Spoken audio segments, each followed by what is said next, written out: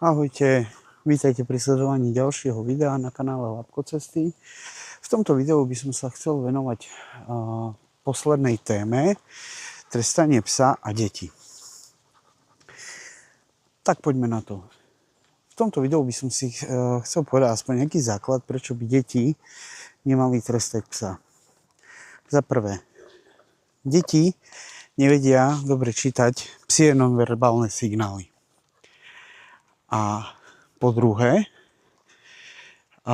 deti sú pre psa v jeho svorke rovnocenné. Hej? Nie sú mu nejako nadradené. Čiže keď je niekto rovnocenný, tak ho nemá prečo trestať, prečo byť. A teraz sa nebavíme o tom, že dieťa okrikne psa, hej, že nerob to, alebo niečo, alebo fuj. Ale bavím sa hlavne o fyzických trestoch. Deti, poďme sa na tomu, že deti nevedia čítať nonverbálne signály.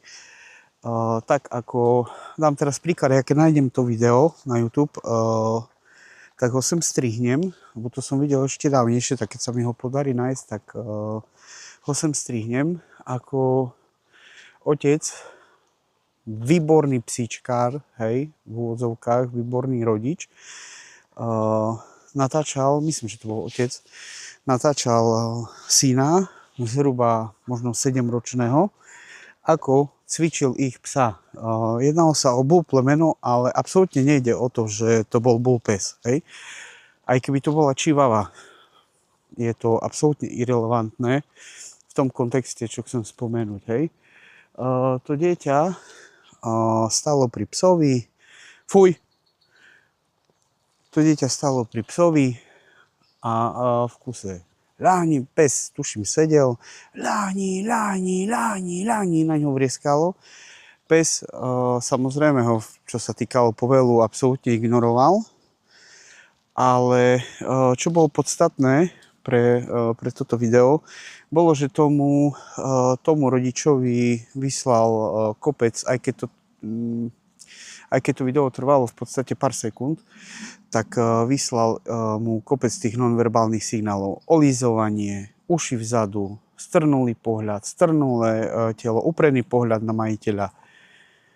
Tam mal toľko signálov, aby povedal tomu synovi, že nerob to,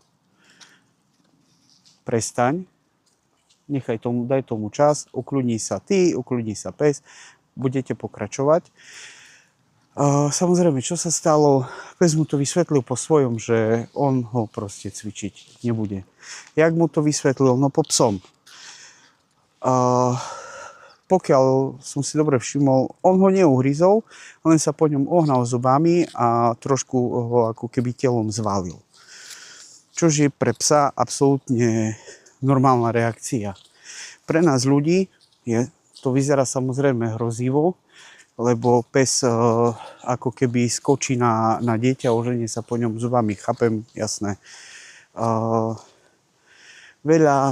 Veľa rodičov povie, že ale pes si to nemôže dovoliť. Dobre, predstavte si, že k vám príde cudzie dieťa, ktoré vám bude v kuse píchať prst do rebier. Hej, do očí, do uší, bude po vás loziť. Budete vidieť, že jeho matka ho ignoruje. Alebo otec, že ho ignoruje, dokonca si ho ešte natáča, hej, a one. Ako dlho by vám to vydržalo, kým by vám brúpli nervy, aby ste mu strelili na zadok? Tomu dieťaťu, aby to nerobilo. A pritom by ste sa oťahovali, by ste robili kopec vecí na to, aby on prestal. Aby to dieťa prestalo. A to dieťa by stále ignorovalo a išlo by, hej, po vás jak po údenom. Ako dlho by trvalo, kým by vám došla trpezlivosť? Hej? Čiže tí ľudia, ktorí máte psi, nedovolte deťom trestať psov. Ako myslím fyzicky, nebavím sa teraz o tom, hej, jak som spomenul, že mu ide niečo zožrať a on na ňo zakričí, že fuj, nesmieš, alebo niečo. Hej. Čo sa týka častého bytia psov deťmi, je tam potom narušená tá dôvera. Už aj keď budú potom tí deti väčšie, je tam narušená tá dôvera medzi nimi a nerobí to dobrotu, keď dieťa vyrastá v tom, že vie, že psi sa môžu aj takto fyzicky trestať halabala. Hej.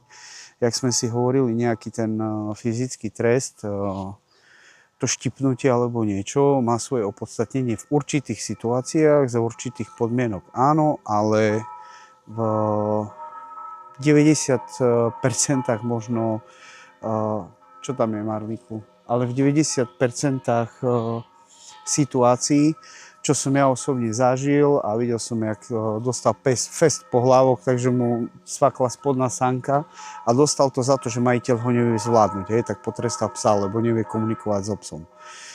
Je to zbytočné. Treba dávať pozor, vysvetľovať deťom, že sa to nerobí.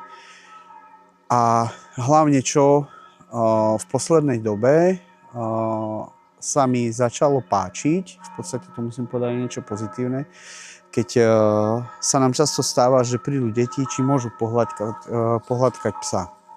Neviem, či to je, asi to je tým, že už je veľký, lebo keď bol štieňa, tak za ním chodili a automaticky sa ho snažili deti hladkať, lebo to bol štieňatko. To sa mi veľmi nepačilo. To už som sa niekedy fakt ohrázal, že... Lebo on bol zase taký, že má napríklad pol roka, 7 mesiacov, bol relatívne veľký, relatívne ťažký na svoju toto. Bolo vidno, že to je štieňa, ale vedel tiež pri tešení sa.